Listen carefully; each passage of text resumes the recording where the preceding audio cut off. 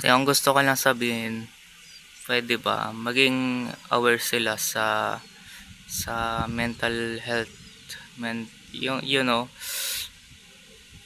inuutusan mo sila tapos utos ka lang ng utos, hindi mo kino-consider na yung inuutusan mo ba okay lang sa gusto mong iparating sa kanya.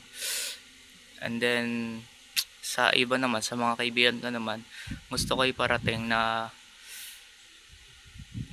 pag may ginawa silang bagay, sana maging resilience din sila sa ginagawa nila. Wag na saan sila mag-cause ng problema sa akin kasi sobrang nakaka ano nakaka pati mga kaibigan mo may point na namamasa ng problema nila at nang-i-stress pa sa'yo yung di mo naiisipin pero you know basta at saka ayoko rin sa mga tao na na na di mo maingan ng konting pera lang, like ingan mo lang ng konti ay parang labag na sa kalooban nila, parang kinuhaan mo sila ng 1,000,000, like 5 piso lang yung hinihingi ko o 10 piso, 10 piso lang yun, bakit labag pa sa loob nila yun. And anyway, wag na natin alamin kung sino yung tinutukoy kong tao. Basta ayoko na, nadidepress ako. Maraming mga bagay na nagpapastress sa akin. Kahit yung mga simpleng bagay nakakapagpa-stress sa akin. Gusto ko lang ng peace of mind, kapayapaan, at wag mag-isip-isip ng negative. Pero yung buhay mismo yung sinisipa ako sa pakiramdam na yun eh.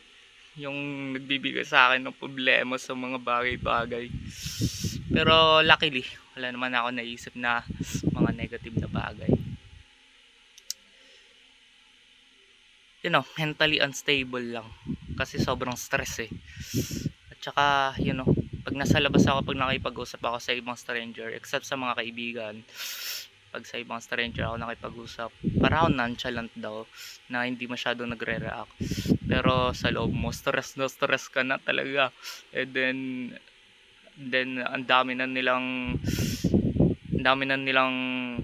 interaction sa'yo na hindi mo nagugustuhan yung mga kilos nila, yung pagtrato nila sa'yo, hindi mo rin nagugustuhan. Yun talaga nagkakaproblema eh, yung pagtatrato ng mga tao sa kapwa nila, kung tratuhin nila parang utusan o something na pwede nilang, basta ginagamit nilang instrumento yung tao. Ayoko ng ganun kasi respect yung tao, respetuhin mo yung tao, meron yung emosyon at matalino yan, nag-iisip din yung tao, hindi siya bagay o hindi siya mababang nilalang katulad ng hayop. So yun lang, maraming salamat sa panonood. Yun lang mga gusto kong ilabas na sa loobin ko. So like, comment, at subscribe, and see you to my next video.